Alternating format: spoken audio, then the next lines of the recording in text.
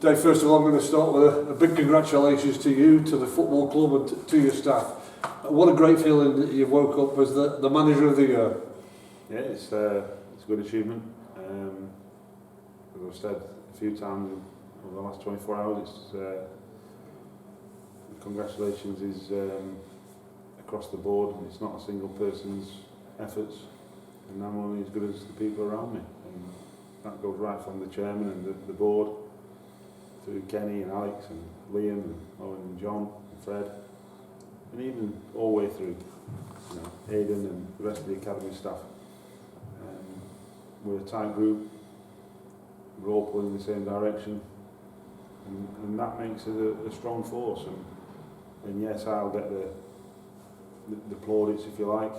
I'll also take the crap that comes my way as well at times, but that's part of the course. But obviously a day like yesterday's recognition of everyone's hard work, it's not just myself. And pointed out as well that you're the third youngest, Tony Pulis and Paul Tisdale, a little bit younger than what you were to win the award in what has been a real strange season, hasn't it? But you got chosen because at the time the season was curtailed. Your club, your players were top of the table.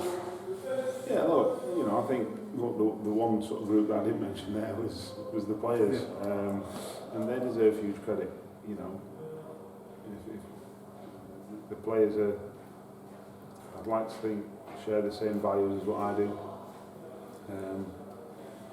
And they're a talented bunch, and we know we've got some further work to do. And if we do that, then, as Del Boy said, the world's your lobster. It hasn't always run smooth, but over a long period of time, there's been solid foundations here from the football club. You've been part of the mechanics now for quite a long time. Player, captain, academy operations manager, now a football manager, winning manager of the year, with also some staff that have been here a long time.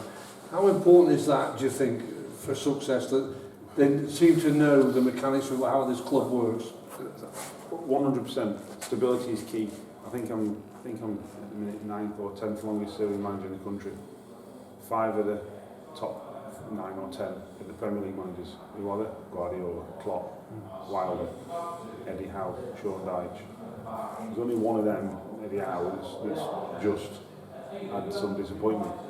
All the others have been extremely successful in their own, sort of mini league, if you like. Which what he's doing is unbelievable. Obviously, Klopp, world champions, club champions, whatever. All the rest of the Premier League champions. Guardiola's a genius. And Sean Dyche has taken an unfancied, unfashionable club, got him into Europe, and made him a really stable club. And I've said it, and Eddie Howe deserves great credit. And you go, well, that's because of the stability. We're not at the same level as them, but we've got great stability. Obviously, the news back in January, February time about Norman and the new directors and investors just cements that. The board had been through the ringer in that sense,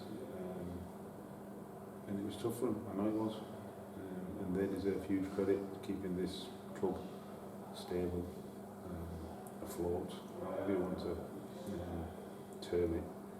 And that does now give us the first keystone to provide the platform for us to develop, if you like, as football staff. And all them little things don't half help. There's not many clubs that you'll see, certainly over an extended period, do well in choppy waters. And there's a lot of clubs in choppy waters last season, currently, and there will be some going forward. Thankfully, we're not one of them clubs. Well, you've won the League 2 Manager of the Year. You're going up one now. Is there any difference in management when you go in the next league, or is it, again, a new challenge that you're all facing? What do you feel about going in a league for change? Well, obviously, you have to embrace it. It is a challenge. It's not taboo. We spoke about promotion last year often, and when it's taboo, I think when subjects are off limits, people then question what they are. People, and then worryingly, people come up with answers that aren't right. Well, let's talk about it in an open and honest forum. If anybody's got any concerns about, I don't know, what it takes or how we get there or whatever it might be, share them. We'll put you at ease, we'll come up with the right answers and we'll move on. And League One will be no different. There'll be, like I said, there'll be new challenges. There'll be a lot that stays the same, both from us and from the opposition. And we've got to make sure that any new questions that are asked of us, we've got the answers to, and we can, have another good season.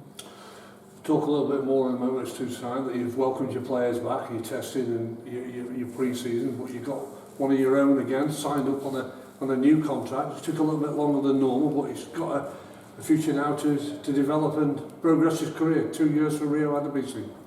Yeah, he's got a good chance. He's got a good chance of being a good player.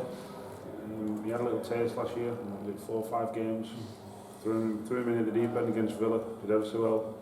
And I have to say, he's been as reliable as you expect for a 19-year-old. So yeah, we're delighted that he's here for another couple of years at least, and if things go to plan, he's got a bright future.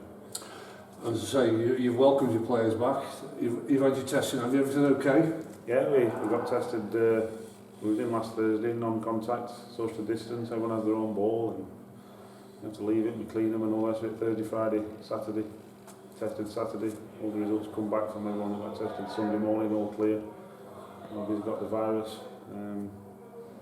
Start small contact training yesterday. Gradually progress it throughout the week. So it's business as usual as far as we're concerned. What's your programme like for the next few weeks then, Dave? Is it different from what it usually is? Is it a more demanding type of training that you're going to have to put in for the short period of time? I can't say it's the same, because it's not.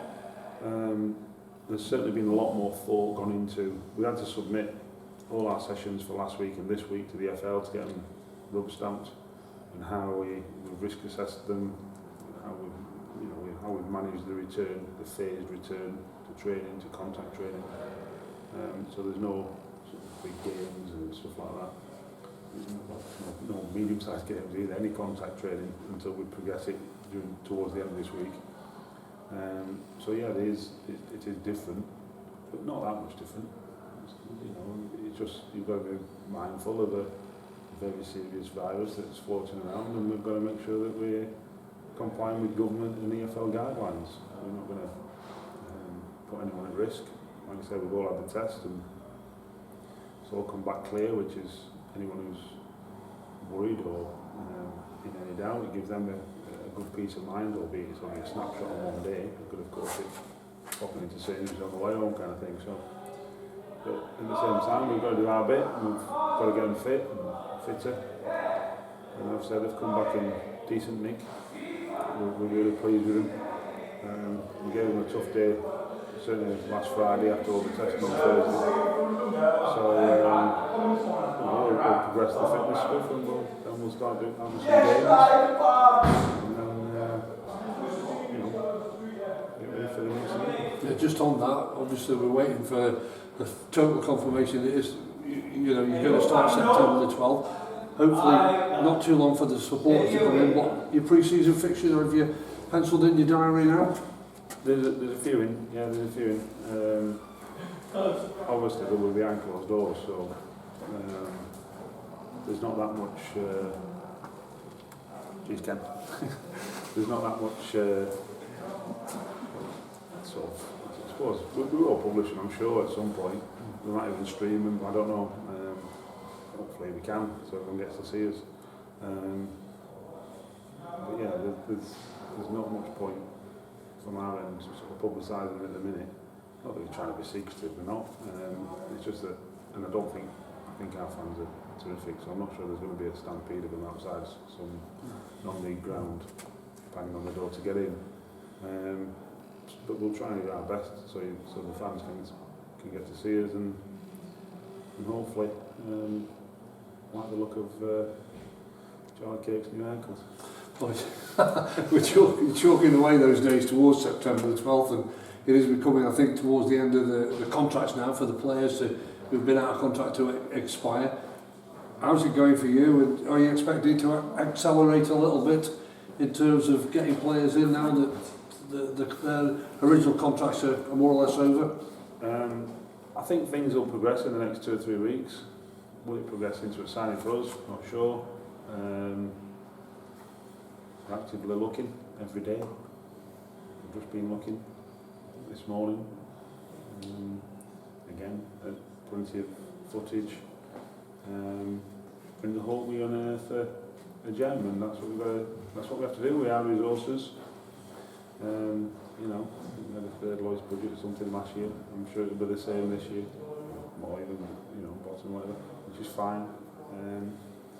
It just means we have to work harder, and that's what we're all prepared to do. And as you're seeing, we can do that and be successful at the same time.